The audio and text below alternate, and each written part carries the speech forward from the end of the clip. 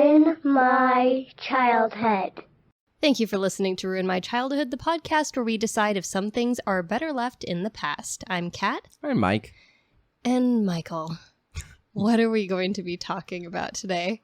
Well, we're going to be watching Hercules, the Disney's animated one from 1997, because just a couple weeks ago we found out that they're going to be doing a remake, and we thought, why not go back and visit this one? Yeah, sounds good. When are we supposed to hear more news about the live action? So it's very preliminary right now. As far as I know, there's not even a director. We do know the Russo brothers are producing. It is going to be Disney. That's a good sign, though. Yeah, Russo brothers producing is a great sign. Yeah. They are obviously responsible for 5 of the best Marvel movies in the MCU. So they did the 2 Captain America movies, and then they did Infinity War and Endgame. So I'm very excited. Kind of like the dream team for this, I think. Absolutely. Because it has to be over the top. And yeah. I mean, to even begin to pull off the feel that a god would need to have. And it's going to have to be good because we've had a lot of Hercules and mythology movies over the last decade. We had 2 Hercules films that were live action, one with The Rock and one with the guy from Twilight, the Kellen Lutz, I think his name is. Right. And then we've had, Percy Jackson and the Olympians and all those things, and none of them have really done a great job. So this is a good opportunity. So I'm excited to go back and watch it. Yeah. Might as well do that now. What do you remember about this one? So I was 9, I think, when this one came out, 8 or 9. And I definitely remember being very excited about it because I had Aladdin growing up, but there were a lot more female-driven Disney cartoons between, Beauty and the Beast, Little Mermaid, Sleeping Beauty, and whatnot. So I was really excited to have, another like male cartoon that was Disney. So I remember being very excited to see this. We did see it in theaters, and I think it was McDonald's had their little promotion. They had plates. And I remember those. We had all of them. So there was a Meg plate, there was Hercules, and I always ate off the Hercules one, and it said, "I'm a meat and potato kind of guy." And I thought that was really funny because somebody explained it to me, like what that meant, and I just thought it was really funny. And I'm like, oh, it's a manly man. I'm going to have the manly man plate. Even though one could argue that nothing at McDonald's really was meat and potatoes. Just some bastardization of it. How many meals did you have to get all of those plates? No, you just bought them. Like if you got a value meal, they were like $1.99 kind of thing. So you just bought it. And then from the movie itself, I remember Danny DeVito as Phil. Like that. He was a satyr, I think. You knew as a kid that was Danny DeVito? Yeah, because he was the Penguin in Batman Returns. He was in Matilda. He was in Space Jam. Like, I definitely recognized the voice. Oh, wow. As a kid. You legit knew who it was. No, I knew exactly who it was. When I was younger, I can definitely do that now. Even if the character voices are extremely different, I can still recognize who it is. You're but very when I good was a at that. kid, I had no clue. Yeah. Like, people had to tell me that it was JTT voicing Simba. Well, with this one, the character also looks like Danny DeVito. But the only real thing I remember, I remember the overall plot of Hercules becoming immortal, and then he has to become a hero to become a god again. But I remember this joke, and it's when he's being introduced to Pegasus as an adult.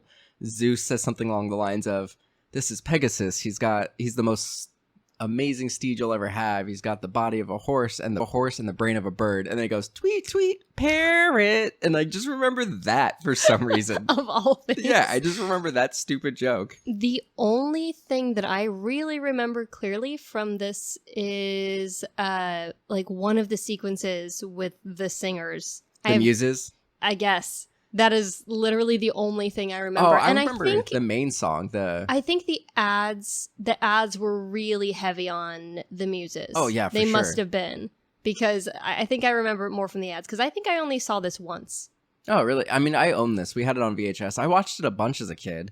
I remember the Hydra. It was CG. Like there was a CG monster in this. Well, you weren't in a I guess, how do I say this politely? You were in a religious organization that later turned into a cult. So I didn't get a lot of exposure to anything having to do with Greek mythology or Roman mythology until I was in my teens. Oh, wow. Or maybe 11, 12, around there. Well, to be fair, this is barely Greek mythology Right, because it's Disney. Hercules, and the Greek version of the character is Heracles. And I feel like Kevin Sorbo probably ruined this, and they had to name it Hercules so people would know that it's the same kind of character. Same kind of character. Yeah. It's the same character. We have a couple of listener comments. Do you want to read the first one? Sure. I've got one from Antonio Landaverde, and it says, I think Disney created quite relatable characters, and even the dialogue is what makes the characters so relatable. In essence, it's the sole purpose of Greek mythology and philosophy to express human nature and its intricacies. And they did that quite well in the movie. Oh, what a thoughtful response, I Antonio. don't remember what episode Antonio was on before, but I've definitely read one of his comments on the show before, and the last time he gave a very well thought out, articulate response. I remember being kind of emotional the last time. So he's pretty good at making these comments.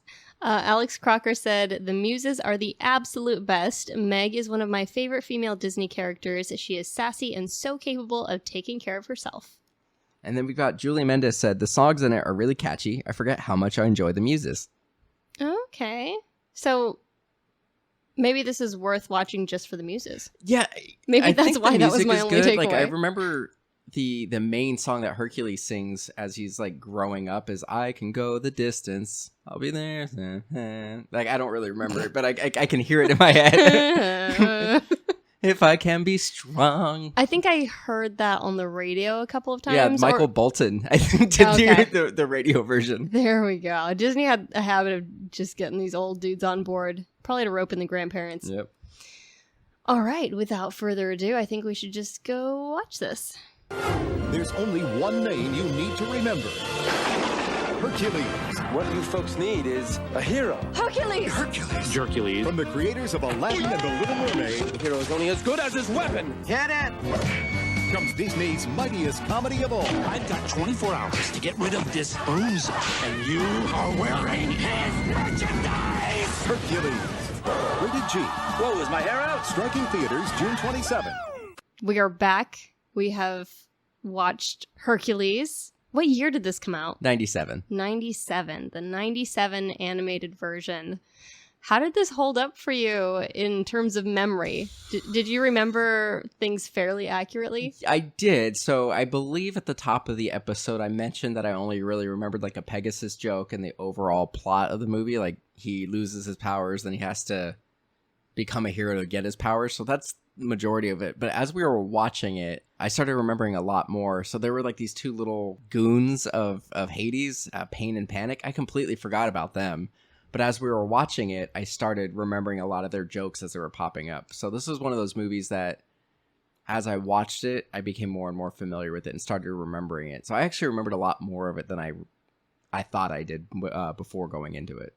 I think I remembered the Fates a little bit because they're just fun characters. Oh, I didn't even think about the Fates earlier, but yeah. The Fates were pretty interesting. Yeah, and they were kind of a big point of the plot at the beginning and the end of the movie. They're pretty gross. I like it. Super gross. I like that they shared one eyeball. Yeah, it's the Fates. So, like, one of the only things that I bought myself just for fun during shelter in place is a glass eye. And I was very excited about it. And you broke it within 5 minutes. I know, the first one's broken. You were so sad. I know, I was heartbroken, but I got a new glass eye, and it's beautiful. But now I'm second guessing my choice in purchasing a glass eye to put into a piece of jewelry in the first place. Yeah, that's kind of an odd decision. When you told me you were buying a glass eye, I couldn't figure it out. Okay, well, I kind of figured if someone had this glass eye and they were like out in the world, it should be pretty durable. Like you're popping it in and out every single day, at least once a day. What if like someone smacks you on the back of the head and it falls out? Like I just thought glass eyes would be more durable. I've never actually seen a glass eye before, so I've only ever seen it in like cartoons and movies, and it's always like completely round like a marble. So it's always cartoons or Pirates of the Caribbean. That one character has that eye that's always falling out. So I expected the same thing, like something that would be able to pop out and survive, not like this really thin, delicate piece of glass. That was also Maybe like, it's just a decorative glass eye. Maybe it was just decorative. Possibly. I'm glad I'm filling this void of knowledge you had about glass eyes. Yeah. Should you ever need one. Phil. Bill, before we get into Phil. anything particular, would you like me to summarize this? Oh, I guess. So I was mostly right. I'll go into a little bit more detail. I'm glad you're summarizing it, because when I think back on it, even though we just watched it, I could not tell you the plot of this film. I'll tell you right now. Like, I could give you a rough draft, like a 3-line rough draft, and that's about it. So basically what happened is Hercules is born. The gods are super happy. They're having a party, which is semi-accurate. The gods like to party. Hera and Zeus were happy together. That's not accurate. But Hades comes up and kind of just ruins the party for a little bit and complains about being the Lord of the Dead, and then goes back and visits the Fates to find out if Hercules is going to disrupt his plan, because in 18 years the planets are going to align and he'll be able to release the Titans and take over Mount Olympus. So he finds out that Hercules will indeed defeat him. So he comes up with a plot to kill Hercules. And basically they needed to turn him mortal, kill him, and everything would be good. His goons mess it up. They don't kill him. And 18 years later, Hercules is heroic and he stops Hades from taking over the world. Very nice summary. I have a couple major issues with this, the Oh. plot, Okay. that it falls apart very quickly. So if It's a Disney movie from About- the 90s. about Greek mythology, right. like, Americanized Greek mythology. what did you really expect? So I'm not worried about the accuracy, because Hercules' actual origin is atrocious. It's awful. He's tricked into killing his They're family all and pretty kids. whacked and- out. If you're related to Zeus, some weird shit has already happened. Yeah, there's weird stuff going on with Zeus. He turns into animals. He bangs humans. He bangs gods. It's super weird. So you know what? They cleaned it up a little bit. That's fine. But my biggest plot hole, very beginning, first 5 minutes of the movie. Hades wants to kill Hercules, so he sends his goons up with a little potion that turns a god mortal. Why doesn't he just use that on Zeus or any of the other gods? They were at a party. Spike something, bud.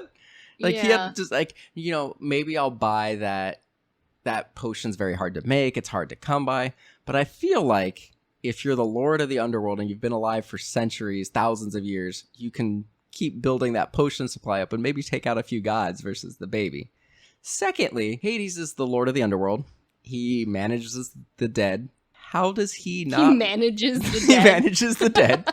How does he not realize that Hercules is still alive? You would think you'd be like, okay, I'm just going to wait for him. Because at the end of the movie, we see the afterlife is just like a whirlpool of souls Right. that you can watch people in.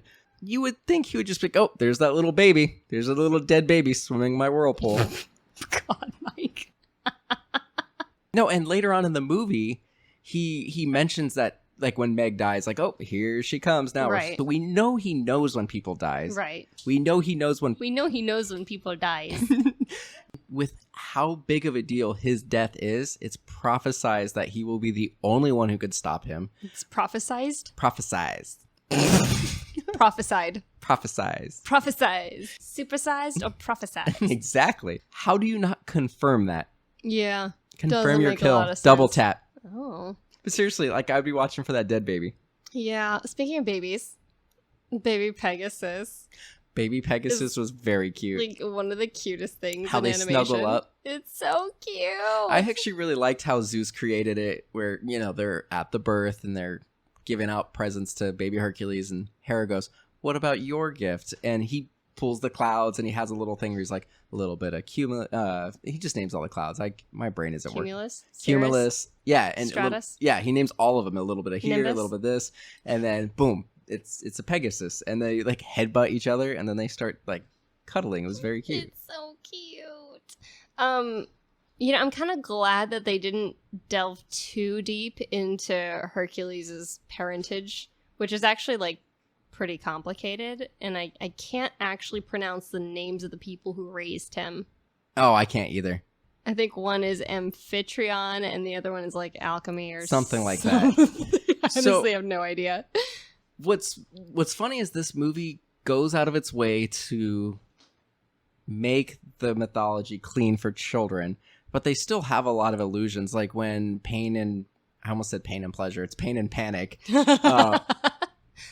a different. The reason he's still alive is he movie. doesn't drink the very last drop of the potion because the parents whose names we can't pronounce showed up. So the Pain and Panic his transformed. adopted parents, basically. Right. So Pain and Panic transform into snakes, and they're about to bite Hercules, and he chokes them. And that actually is something that happened. Hera sent snakes to kill baby Hercules, and Hercules strangled the snakes. Can you strangle a snake? I know you can strangle a mountain lion. Why wouldn't you be able to That one strangle a jogger snake? did. I don't know. That one jogger. I don't know. I've never heard of anyone strangling a snake. Yeah, but yeah, he like chokes the snake, and that or snakes. So Snakes is- they do that. There's all kinds of nods and allusions to characters, but it's all just very clean. It's a little weird how they want to make these big allusions, but Yeah, it's mythology light. Like there's nothing to remember. They completely omit people's names wherever possible. Like Phil is Philoctetes. Philoctetes. But they kind of say it like Phil the Tetes, well, and speaking of Phil the Tetes, which I think was specific. what's weird is this. I remember loving this character, Phil. And when they announced this new version, the live action one that's coming out in the next couple of years, one of the first things I said, I think I tweeted it from both my personal account and the MDX Pods account, saying they better bring back Danny DeVito. Right. Because they brought back James Earl Jones as Mufasa. I think it's fair to bring back one character or one actor. And I said Danny DeVito. I loved Phil. And he is funny, but he's very problematic. Right. Like, our introduction to him is Hercules shows up on his little island to train. Zeus tells him to, train with Phil if you want to become a hero. And he sees a bunch of goats jumping around. So then he sees what looks like a goat stuck in a bush. He's like, "Hey, little guy, you stuck? You need a little bit of help?" And he pulls the goat out, and it's actually Phil. And it the camera zooms in. He's peeping. There's like a field full of nymphs, and he's like. And then he starts chasing them. He starts chasing which them. Which is even more horrifying. Well, and then later on, when we get introduced to Meg, which we're jumping a little bit, but when he gets introduced to Meg, Meg is watching Hercules fight the centaur, and she's like, "Is Wonder Boy real?" And he's like, yeah, he is. And he looks at her and sees that Meg's super hot, and he's like, "Hey, Dang. babe, by the way, I'm real too, babe." And it's like, he's a creep. Yeah. He's super creepy and He lecherous. Really is. He's a lot. Yeah, I think the character back in the day was probably a lot more likable, but watching it now, it just makes me kind of angry. it's very surprising that ended up in a Disney cartoon, a character like that. It's fairly overt. And what's weird is, so they wanted Danny DeVito. He didn't want to audition for this, and so they went to a bunch of different actors, and then apparently 2 or more of the actors said something along the lines like, "You guys wrote this for DeVito, didn't you? You're just going to give it to him." So they had a bunch of people read for it, and then they ultimately just gave it to Danny DeVito Yeah, without him because having it to sucks to audition. read for something when you know that somebody's already being offered. Right. You're So just the apparently people could backup. just read the script and know this was a Danny DeVito specific role written for him. I'm sure there are plenty. Yeah. So I don't even know what to talk about on this movie because I was really excited to watch it, and I really liked the first half of the movie, but honestly, I didn't like the second half of the movie. I love the music. The music's music good. was so much better than I remember. I love the muses. The muses were fun. The muses were supposed to be the Spice Girls. That's hilarious. Yeah, they were supposed to be the Spice Girls, but they couldn't get it because of timing. But yeah, in 1997, that's peak Spice Girl. One thing time. I did appreciate about this was even though, it was supposed to be ancient Greece or, I don't know, some form of the afterlife in some capacity, they had quite a bit of diversity. Yeah, they did. Yeah, that made me happy. I actually really liked Hercules' song. He only had one that he sang as a teenager about to become a man. But it's actually sung by your buddy Roger Bart. There was 3 voices in this as Hercules. I've actually never worked with Roger Bart. Oh, well, you're on a show that he's on. I'm on a show. Show. But so it was Josh Keaton, who's actually the voice of my favorite iteration of animated Spider-Man, was the voice of young Hercules. Roger Bart sang the song, and then you had Tate Donovan as the adult Hercules. Honestly, though, of all people, Roger Bart. Yeah. It's just so strange. He has a good voice, though. He does. He has I a really great liked that voice. song. I actually kind of got a little emotional hearing the song and watching him, realize his home is not really where he thought it was, and he's learning more about his history and where he's going to be and how he finally has a purpose and a goal. I thought that was a really moving song. Yeah. I And- think the music was much better than the character himself. Yeah, Hercules was not very interesting. Like, he was better when he was training than when he actually was the full-fledged hero. Like, he didn't Yeah. do much. Like, this was more of an ensemble film. Like, He kind of turned into a generic Disney prince at the he end. did, but he's the main character, and the Disney princes can't carry the movie. No. So you had Phil, who was, problematic, but at least he Which- was entertaining and interesting. Brings us to my main thing that I wanted to bring up about Yes. this was that Meg basically carries the film. I agree. I really think she does. Yeah, she I- does. I didn't remember her being... I remember her being a major part of the movie, but I didn't think she was as much critical to the plot or doing the heavy lifting. Like, I think one of our listeners mentioned that she was their favorite Disney female character, and I can see why. She's a great character. Way one of- ahead of her time. One of my biggest notes in this, I didn't take a lot of notes just because there wasn't... I don't think the movie was honestly that engaging. No, it wasn't. But one of my notes that I bolded just to make sure I talk about it was when we are introduced to her, she seems to be struggling against a centaur, and Hercules comes to save her. And he says, like, "You're a damsel in distress. I'm here to help." And she goes, "I'm a damsel. I'm in distress. I've got it covered. Have a nice day." Like, I can't. Susan deliver. Egan is so good in this role. Yeah, absolutely. The way she delivered that line, like, I butchered it, but it was so good. I laughed and I was like, she's awesome. And then we find out that she's been spending who knows how long, because she's owned by Hades, so she could be doing this thing for hundreds of years, just recruiting monsters for Hades. And we see a map later on of all the monsters she's collected, so we know that she goes toe to toe with monsters and tricks them into working for Hades. Right. She's So- a really dynamic, interesting Yeah. character with a lot going on. And she changes in so many unusual ways that we don't usually get to see Yeah, I women go agree. through that kind of arc in a Disney movie of this era. Yeah. It's funny is, a lot of people give Disney attitude because so many of the Disney princesses fall in love with the first man that they see. And that's what the whole story about. Like, Little Mermaid is all about getting Prince Eric. Kind of thing. Like, a lot of Snow White's And legs. where this one, she is very much like, I'm an independent woman who don't need no man.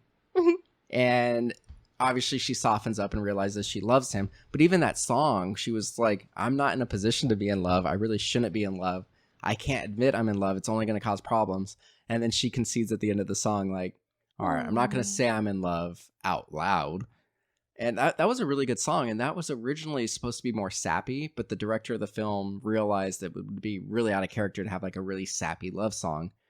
So he asked the composer to write a new song for it. And that's what we got with the I Won't Say I'm in Love. Wow. Did she do the singing too? I do not know. I doubt it.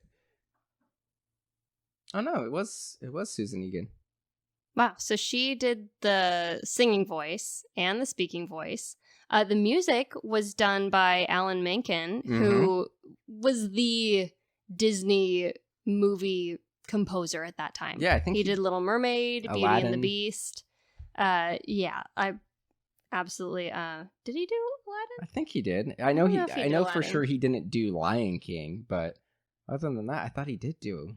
Is Aladdin 92? Yeah. It's credited in here as the Arabian Tale Aladdin. Oh. Interesting. Colors of the Wind from Pocahontas. Yeah, so one thing I did really love about the music was it was comforting because it's so distinctly his and it sounds like those other films of that era. So even though I probably literally only watched this once before today, it's still comforting because it's just good. it just does something to you on a visceral level, I guess. Yeah, I mean, obviously music makes a a big difference in a movie. Just a very brief tangent. On Remake Rewind, we covered Infernal Affairs and The Departed, and we actually spent Nocturnal Affairs. Yeah. We talked about how there was this scene that was supposed to be emotional, but the movie didn't really earn it in the original Hong Kong version. There's a character who was kind of a jerk, and when he died, they did these weird flashbacks of scenes we saw in the movie, but they put a gray tint on it, and they played this really sappy music. And for a split second, I was like, oh man, this is sad. I'm like, wait a sec, that guy's a jerk. This music is manipulating Yeah, me. absolutely. That is what music is for, to get you the rest of the way there. Yeah, it makes a big difference. And the music made this film, in my opinion. This film was carried by Alan Menken and Susan Egan. I agree. So I was really looking forward to the battle scene, like with the Hydra. And it was kind of... It took me out of it. Yeah, it was weird. Because it looked so much CG. different. It looked so different.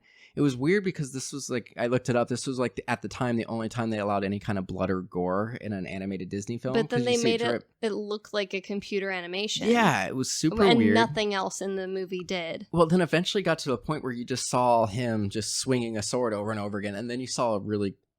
What should have been cool...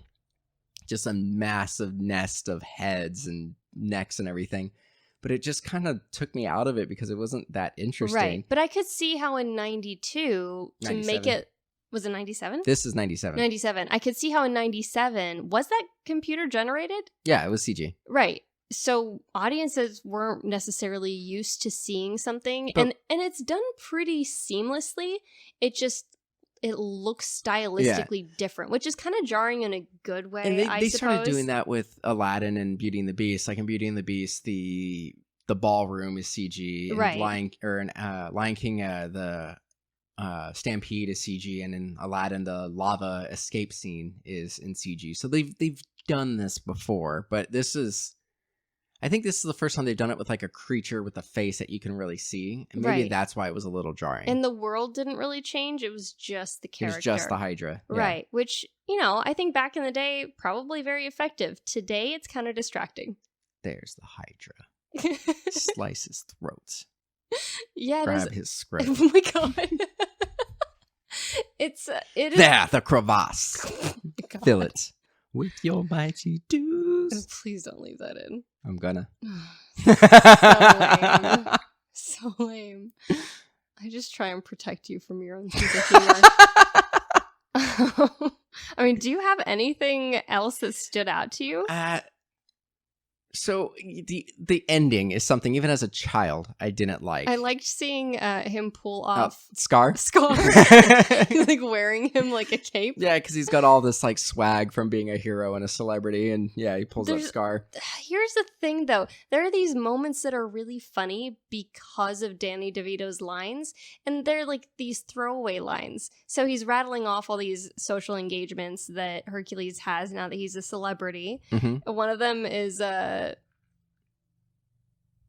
Daughters of the Greek Revolution instead of Daughters of the American Revolution, which is mostly old ladies.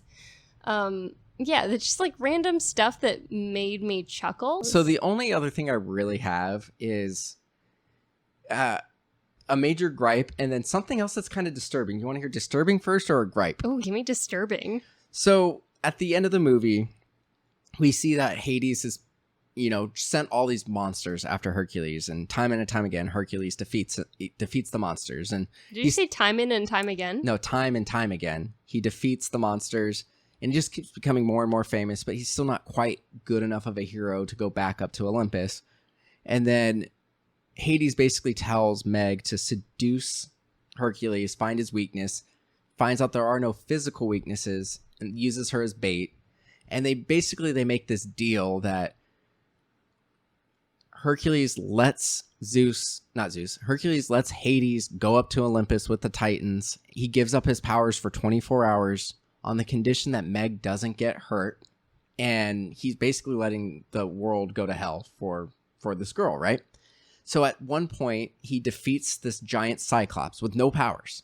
He gets the crap beat out of him. He gets kicked across the city. His costume's falling apart. He's bloodied. He's bruised. The big olive. And he ends up yeah, that was pretty funny. He ends up, pulling a Luke Skywalker with the AT-ATs. He wraps a rope around the Titan. I don't know if this is supposed to be Kronos or just the Cyclops, but ends up taking out the guy without his superpowers. And then Meg, His god powers. yeah, Meg ends up pushing him out of the way as a pillar is going to fall on him. So he gets his powers back, and then he goes and saves the day. He goes to, fight Hades, and Hades goes, "Oh, Meg's coming. She just died." And so Hercules dumps into the pool of souls to save her. And he gives up his powers to do that. He saves her.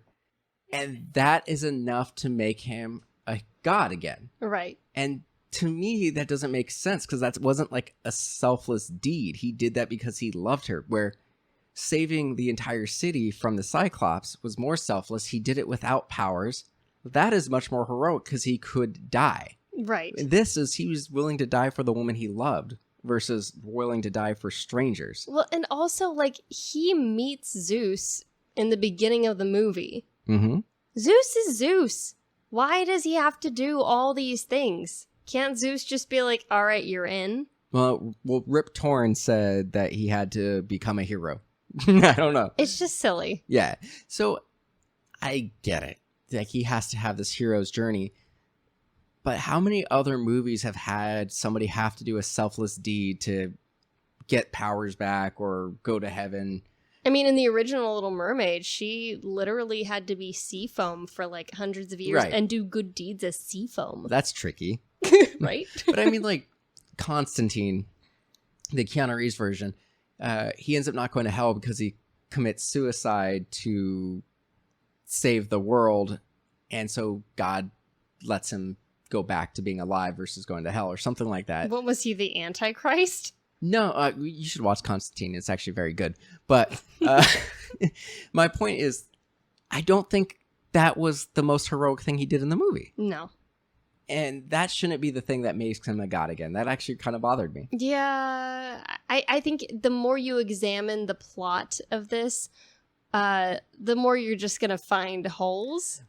Because it wasn't, I hate to say it wasn't that well written. Yeah, and I part of this was apparently this was kind of rushed through production because I guess people complained. Tell. Because people complained about like Pocahontas being a little dark, and another Disney movie that was a little darker in Hunchback tone. of Notre Dame. Yeah, it was that one. Yeah, it so they was had dark. 2 movies back to back that were a little darker. But so you they know wanted what? something When more there's fun. religion involved, things get a little weird. Yep. So yeah, I didn't like that. It's interesting that Pocahontas wasn't like dark in the ways that Pocahontas's real life was. Yeah. Whitewashing. I wonder what's going to happen with that remake. I don't know if they'll do that one. So the thing that I had that was disturbing was while they were trying to get all the people out of Hercules' life so he would be vulnerable, Pegasus is distracted by Pain and Panic, who each shapeshifted into half a sexy Pegasus, a female Pegasus, and she was wearing like a lingerie saddle. So I pointed out, I'm like, is that It's a like a lingerie saddle? Backwards apron. And you're like, no, it's just a soft, puffy saddle. And then like she takes it off with her wings. Like it was straight up lingerie. It was Horse super lingerie. weird and disturbing. It was a little weird. I don't know. I think you always see animals being like sexy in human ways. Yeah, but not wearing lingerie and taking it off. Yeah, there's a lot to unpack there. Yeah, it was super weird.